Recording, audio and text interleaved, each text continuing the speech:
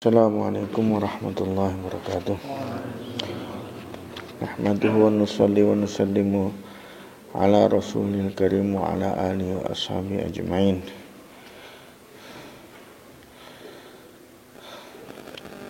Rabbi shrah li sadri wa yassir li amri wahlul 'uqdatam min lisani yafqahu qawli. Amma ba'd. Qala al-mu'allif al-imam al-hafidh Nasiruddin Al-Mughtai rahimahullah ta'ala wa damallahu an-naf'a wal fahma bi ulumihi wa ulumikum wa ulumi sa'iri salihin fid dharain amin. Fi kitabih al-musamma bi khasa'isil Mustafa sallallahu alaihi wasallam ila an qala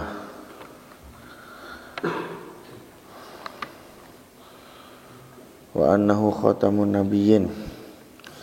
Nah, saat menekannya Nabi iku khatamun nabiyyin, penutupe para nabi, wa imamul mursalina, lan imame para rasul, wa khairu khalqillahi, lan sebaik-baik makhluk Allah ajma'ina halis kabehane.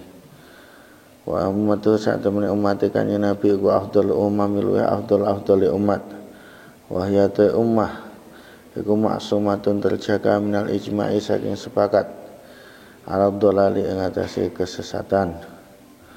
Wa ashabuhu lan utai ashabe Nabi iku khairul quruni, sebaik-baiknya generasi atau masa. Wa ju'ilat lan den dadekake apa hasanatu ummatihi, kebaikan-kebaikan umat kanjeng Nabi den dadekake ala adafin ngatasi tikal-tikal berlipat ganda min asratin saking 10 kali lipat ila sab'i mi'atin maring 700 wa sayyi'atuhum lan den dadekake keburuke umat iku bimisliha kelawan sepadane sayyi'ah. Termasuk khususnya baginda Rasulullah SAW adalah beliau dijadikan sebagai penutup para nabi. Khotam itu maknanya penutup. Memang ada khotam maknanya cincin, tapi yang di sini yang dikehendaki adalah penutup. Maka berarti tidak akan ada nabi lagi yang diutus baru sesudah baginda Rasulullah sallallahu alaihi wasallam. Nabi Isa nanti akan turun lagi. Namun beliau kan sudah diangkat atau sudah diutus, diangkat sebagai nabi dan rasul sebelum baginda Rasulullah sallallahu alaihi wasallam. Makanya dalam Al-Qur'an walaqad uhiya ilaika wa ilal ladzina min qablika. Enggak ada wa ilal ladzina min ba'dika. Ini telah kami berikan wahyu kepada engkau dan kepada orang yang sebelum kamu. Semua anbiya itu sebelum baginda Rasulullah SAW. Nah, bukan sesudah kamu. Ini merupakan suatu tolaan yang menunjukkan kesalahan cara berpikir dari suatu golongan yang sekarang menamakan diri mereka Ahmadiyah atau Qadianiyah. Mereka tadinya beralasan, ya, pertama mereka ngomongnya ini adalah mujaddid. Setelahnya ngomong ini adalah nabi, tapi nabi yang perwes atau nabi bayangan. Jadi merupakan bayangan dari nabi. Akhirnya setelah lama baru ngaku ini adalah sebagai nabi. Nabi yang berdiri sendiri.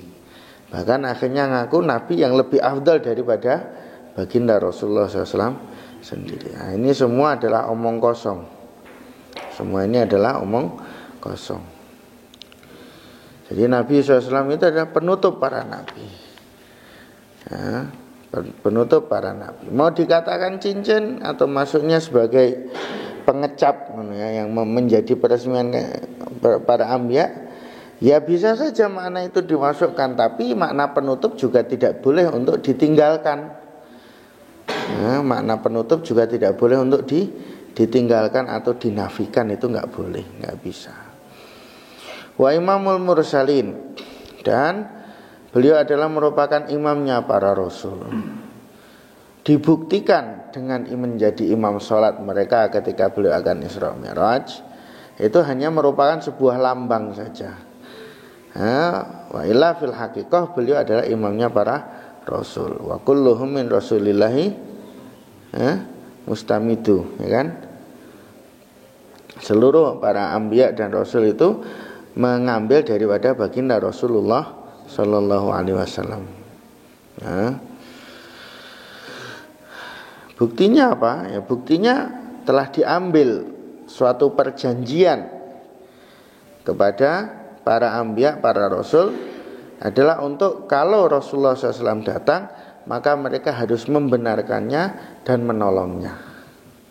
Harus membenarkannya dan menolongnya. Ya. La tu'minun nabiyyi walatang surunnah. Ya. Maka ini adalah merupakan petunjuk bahwa baginda Rasulullah SAW itu adalah imamnya para mursalin. Wa khairu khalqillahi ajmain, dan beliau adalah sebaik-baik makhluknya Allah Subhanahu wa taala. Maka tidak ada makhluk yang lebih baik daripada baginda Rasulullah sallallahu alaihi wasallam. Wa ummatu afdalul umam, umatnya baginda Nabi itu adalah seafdal-afdalnya umat. Wahia ma'sumatun minal ijma'i 'ala dhalal, dan umat ini adalah terjaga, yakni diberi perlindungan oleh Allah Subhanahu wa taala. Kalau individu umat tidak terjaga, jadi bisa saja seorang dari kalangan umat atau 10 orang dari kalangan umat itu salah. Ya, salah itu bisa saja. Namun seluruh umat sepakat salah semua, sepakat dalam kesalahan semua, ini tidak mungkin. Nah, makanya ijma, ya ini hakikatnya ijma itu sebetulnya adalah kesepakatan keseluruhan umat, atau keseluruhan mujtahid dari umat Muhammad SAW pada satu zaman. Pada satu zaman. Maka perkara yang sudah ijma ini kita enggak boleh mengingkarinya. Nah, hukumnya khilaf. Ada yang mengatakan kafir, mengingkari ijma itu hukumnya apa? Kafir. Ada yang mengatakan haram tapi tidak kafir. Dan orang yang dia menyelisihi, makanya dalam kaidah beragama itu salah satu perkara yang penting itu adalah jangan sampai kita menyelisihi pendapat mayoritas. Ya. Kenapa? Karena mayoritas itu lebih dekat kepada kebenaran dan lebih dekat kepada keterjagaan yang dijanjikan oleh baginda Rasulullah SAW. Apalagi kok sudah disepakati, wah ini lebih nggak boleh untuk kita menyelisihi lagi, ini lebih nggak boleh lagi. Ya, ini penting untuk kita pegang. Kalau jadi model-model yang orang sekarang seneng, ya kan, anti kemapanan, anti mainstream, apalagi pokoknya tampil beda. Ini dalam agama nggak disukai yang seperti ini. Dalam agama perkara-perkara seperti ini itu adalah tidak disukai. Kenapa? Karena kesendirian, ke anti mainstreaman, ke anti kemapanan dan lain sebagainya tadi ini kan menjadikan seorang itu beramalnya itu sendiri. Nah, kalau sendiri ini bahayanya itu lebih besar. Inna ma ya'kulu dhi'bul ghanamal qasiyah, sesungguhnya serigala itu memakan kambing yang sendiri, menerkam kambing yang sendiri. Ya. Maka ini penting untuk kita fahami, untuk kita ketahui. Karena ada orang sekarang itu hobinya itu ngungkit-ungkit perkara sing wis biasa diungkit-ungkit, wis umum, wis diungkit-ungkit itu. Nah, ini sebetulnya agak bahaya yang seperti ini. Ada juga hobinya niku napa mengumpulkan kaul-kaul yang syadz. Ya, mengumpulkan kaul-kaul yang syadz, kaul yang aneh untuk dihidupkan, untuk diamalkan. Jadi kalau kaul-kaul yang mainstream itu, wah nggak suka dia. pengennya itu cari di kitab-kitab yang aneh-aneh terus diamalkan. Ini bisa bahaya ini. Ya kalau sesekali 2 kali ngamalkan kaul yang ora biasa, iku ora apa-apa. Tapi kok didadekke kesenengan, didadekke mental saya pokoknya anti mainstream. Ini repot ini, bahaya. Ini bahaya. Maka ini perlu sekali untuk kita memahami.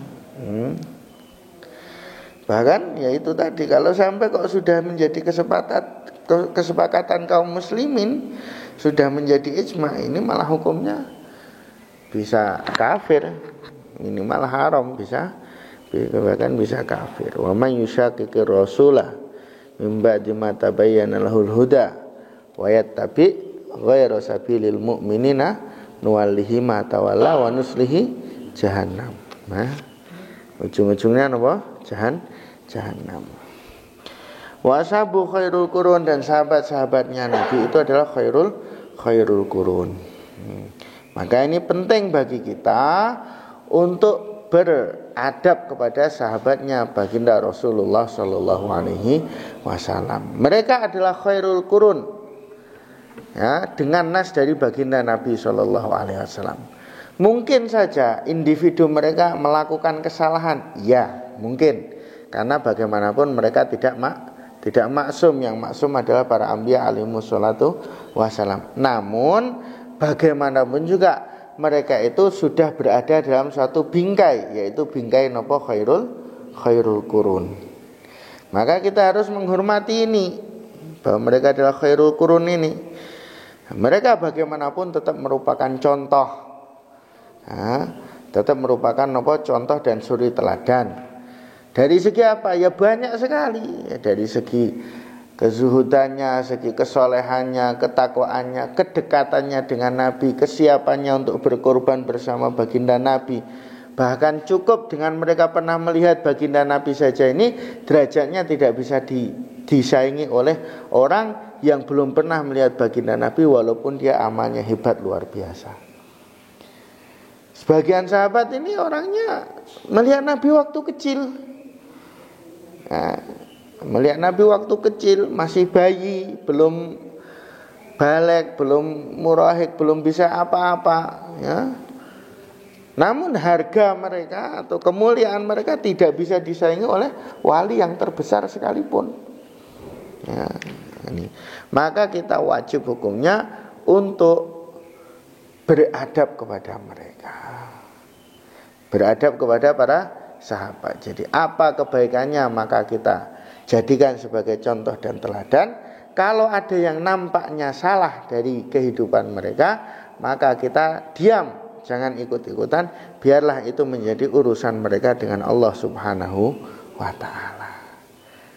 Karena ya, musuh-musuh Islam itu akan mulai menyuntikkan, keraguan-raguan terhadap agama, mulai menyuntikkan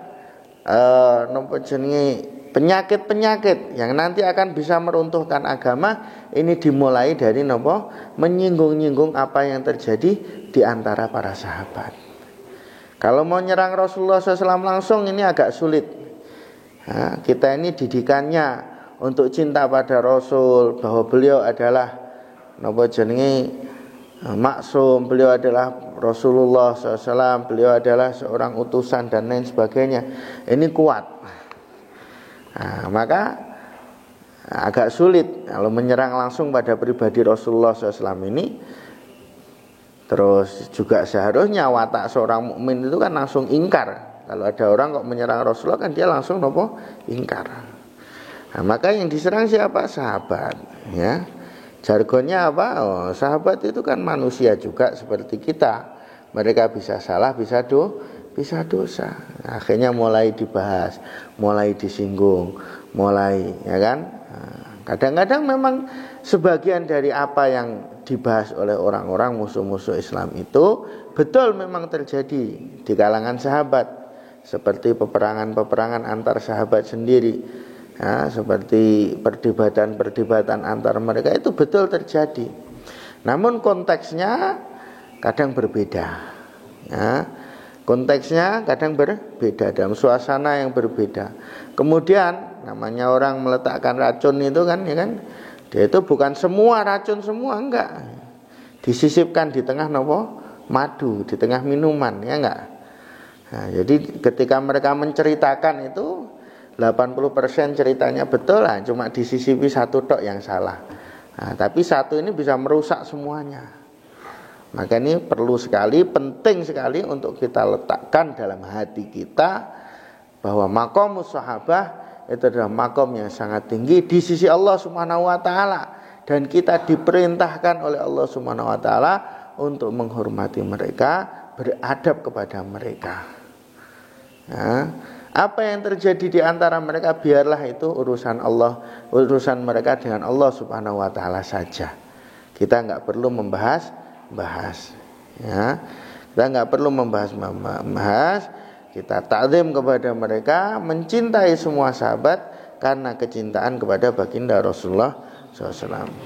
Wajulat hasanat ummatihi, dan dijadikan kebaikan umatnya itu adalah berlipat ganda, mulai dari 10 kali lipat hingga 700, bahkan sampai berapa? Tidak terbatas. Wallahu yudha'ifu liman yasha. Ada yang 490 juta, ya kan? Itu ada hadisnya, ya kan? Ada hadisnya. Saya sendiri kalau derajatnya kurang tahu, tapi kan fadhail itu yang penting enggak maudhu itu masih bisa dipakai, ya kan? Yang penting tidak maudhu, masih dhaif itu masih bisa untuk dipakai. Namun kalau keburukan umat ini maka hanya dikasih nopo semisalnya. Nah, jadi kalau salah satu ya satu itu tok. Nah, kecuali di tanah haram. Waman hama, wamanan wong. Wamanan ta samane wong iku hama. Nejo sapa man bihasanatin kawan kebaikan falam ya'mal mongko tumuli orang amal sapa man. Ha ing hasanat falam mongko iku kedue man ajrun wahid, ajrun tawi ganjaran wahidun kang siji. Waman hama bisayatin falam ya'mal mongko orang amal sapa man ha ing sayah lam yuktab alaihi, lam yuktab ora den tulis alaihi ngatasi man apa syai'un sesuatu. Wa syariatu ta syariat Nabi sallallahu alaihi wasallam iku mu'abbadatun saklawase wa nasikhatun lan menghapuskan menggantikan li jami'i syara'i manis kabehane syariat. Wa kitabuhu tawi kitab Kanjeng Nabi iku mahfuzun, terjaga minat tahrifi saking perubahan wa tabdilan tegese perubahan. Wa huwa utawi kitab iku hujjatun merupakan hujjah alan nas ing atase menungso ba'da wafati indam sawise wafate Nabi sallallahu alaihi wasallam. Wa mu'jizatul anbiya utawi mu'jizati anbiya shalawatullahi wa salamuhu alaihim ajmain uga ing qaradat apa hilang atau napa merosot hilang lah bingkratihim kelawan wafate Nabi. Wa nusira lan den tulung sapa Nabi bi kelawan ketakutan masirata syahrin ing dalam perjalanan 1 bulan. Juilat den dadekake lah kedue Kanjeng Nabi apa alardu bumi masjidan ing dadi masjid wa tahuran alat bersuci. Kemudian termasuk di antara khususiyahnya Nabi SAW lagi, barang siapa di antara umatnya itu yang berniat untuk melakukan kebaikan dan dia belum mengamalkannya, belum sempat melakukan kebaikan itu, maka dia sudah mendapatkan pahala 1. Tapi niat ini ya niat yang memang betul-betul, bukan cuma sekedar apa ya mingke terbentik dalam hati gitu tok, bukan. Nah ini sudah ya taruhlah kalau kita bikin persen itu ya minimal 70% lah. 70%. Nah, ini kok tidak diamal, kok kebetulan enggak jadi, ya itu sudah mendapatkan pahala amal. Dan bahkan pahala amal yang sempurna. Pahala amal yang sempurna. Dan orang yang meniatkan melakukan perbuatan buruk dan dia tidak mengamalkannya, maka tidak ditulis sesuatu pun. Jadi belum merupakan suatu dosa. Ini ya selagi belum 70 atau 80% tadi. Nah, kalau kok tingkatannya kok sudah 70 atau 80%, wah misalnya nggak jadinya karena terhalang misalnya, ya ini ya tetap dosa. Ya. Nah, misalnya mau maksiat, mau nonton misalnya, mau pergi untuk nonton yang nggak bagus misalnya. Nah, kebetulan nggak ada mobil, akhirnya nggak jadi. Nah itu ya sudah dihitung itu. Nah, pengecualiannya masalah ini, masalah niat itu di tanah haram Mekah dan Madinah. Maka ini baru niat udah dosa. Ya, kalau di tanah haram Mekah, Madinah baru niat tok itu sudah dosa. Niat mau melakukan kejahatan dosa. Kalau di tempat lain baru niat belum. Kalau di sana sudah dosa. Ya, wa may yurid fihi bi ilhatin bidzulmin nudzikhu min adzabis sa'ir. Ya. Terus syariatnya Nabi SAW itu adalah merupakan syariat yang selamanya dan menghapuskan bagi semua syariat-syariat yang lain. Jadi syariat Nabi tidak akan turun lagi syariat lagi. Ya. Dan syariat Nabi itu adalah penghapus bagi syariat lain, bukan dihapus oleh syariat yang lain. Nah, maka syariat itu tidak bisa diamandemen, ya, tidak bisa diganti. Kita musyawarah, kita putuskan, oh ini sudah tidak relevan dengan zaman ini, nggak boleh dilakukan. Nah, itu nggak boleh, nggak bisa yang seperti itu. Bagian dari syariat tidak ada yang amal, mungkin saja.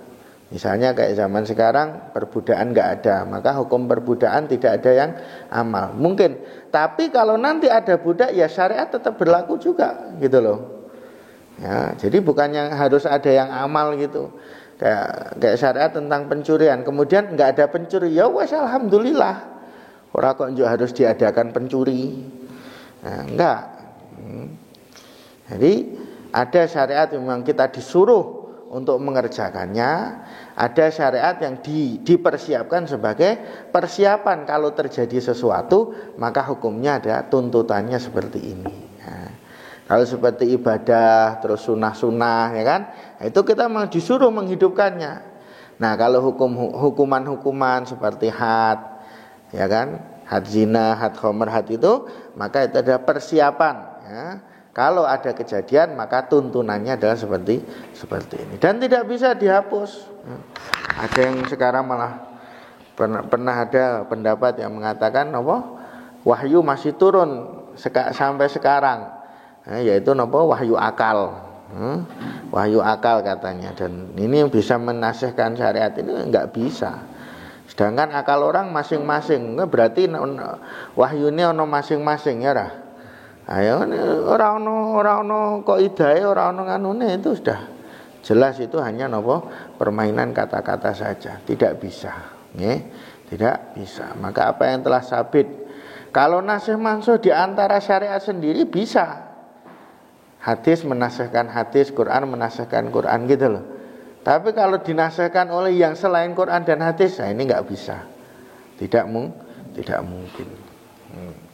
Wa kitabu mahfudun minat tahrif wa tabdil, dan kitabnya Nabi SAW itu terjaga dari dirubah-rubah dan diganti-ganti.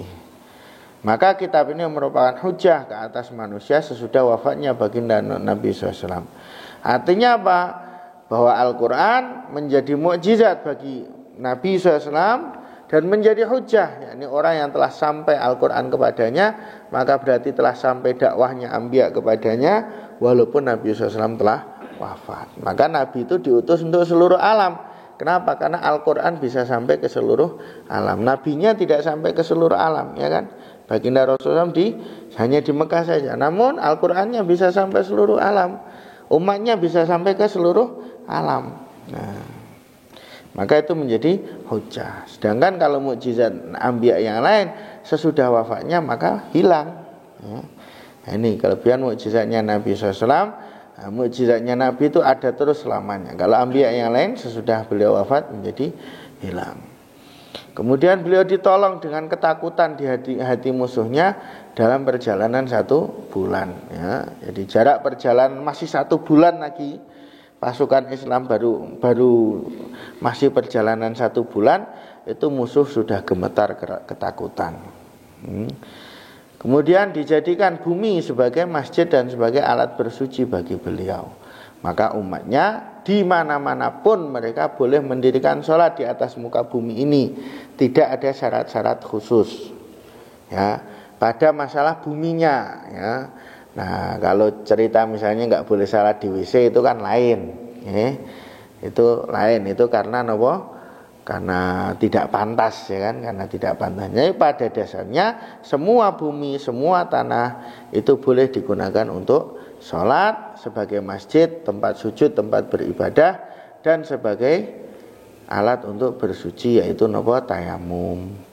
Nih, indana Syafi'iyah niku tayamum dan nopo mensucikan najis jilatan anjing, ya kan?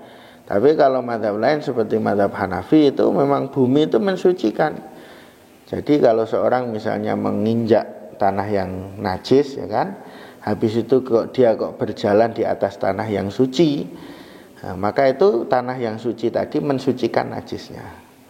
Tahu nggak? Misalnya kamu jalan nginjak tai misalnya kotoran, habis itu terus kamu kok jalan terus menginjak tanah yang tidak ada kotorannya, tanah yang suci, maka tanah yang suci itu sudah cukup untuk mensucikan najisnya.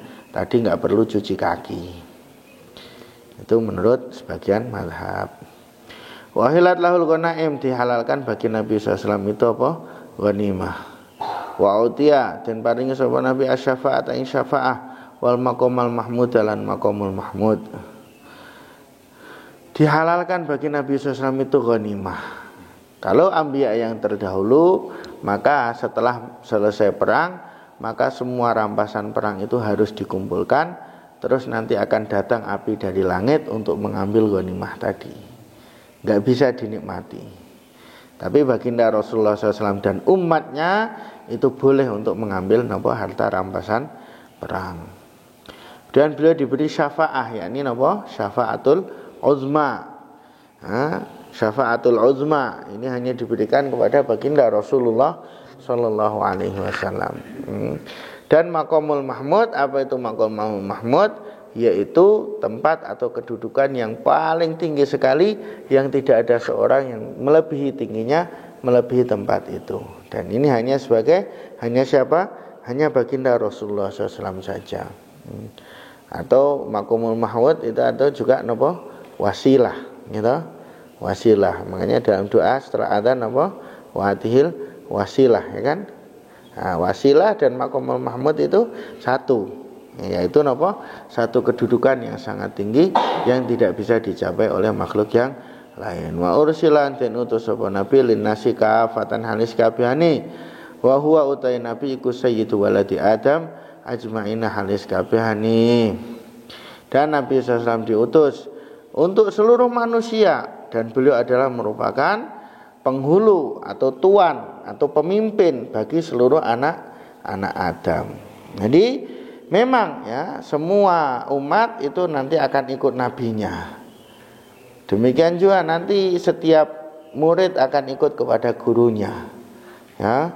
Setiap sahabat akan ikut kepada sahabatnya. Namun pemimpin yang paling besar dari semua itu adalah baginda Rasulullah Sallallahu Alaihi Wasallam. Para anbiya ini pun akan berada di bawah panji atau di bawah benderanya baginda Rasulullah SAW. Para ulama, para aulia, para sholihin, para siddiqin, para syuhada, semua yang masing-masing punya bendera, masing-masing punya panji, namun bendera mereka masing-masing itu tetaplah di bawah benderanya baginda Rasulullah Sallallahu Alaihi Wasallam. Maka beliaulah pemimpin tertinggi bagi seluruh anak Adam. Anbiya pun mengikut di belakang baginda Rasulullah Sallallahu Alaihi Wasallam. Inilah beberapa kelebihan dari baginda Rasulullah Sallallahu Alaihi Wasallam, yang menjadikan bagaimana kalau kita ini membaca sholawat sambil kita istihdorkan ini khususiyah ini, sehingga sholawat kita ini menjadikan kita semakin cinta kepada beliau. Semakin kita mengetahui betapa tingginya makom beliau. Beliau memang manusia, maknanya bukan Tuhan, ya, manusia, dengan makan, minum dan lain sebagainya, manusia biasa, ya. Namun Allah Ta'ala telah mengistimewakan beliau dengan banyak sekali, bukan cuma satu, bukan hanya dengan kenabian, namun dengan banyak sekali kelebihan, banyak sekali keistimewaan. Maka ketika kita membaca ini sudah mengetahui ini, bagaimana ketika kita membaca sholawat ini dengan menghadirkannya, sehingga semakin menambahi rasa cinta kita kepada baginda Rasulullah SAW. Semoga Allah Ta'ala menganugerahi kita kefahaman akan semua ini dan kecintaan, kerinduan kepada baginda Rasulullah SAW. Ala hadhihi wa likulli niyatin shalihah syamila wal hifdzi wal inayah wa riayah wa taysirul umuri kulli barakatuh fi syu'uni kulliha wa ila hadratin nabiy sallallahu alaihi wasallam. Al-Fatihah.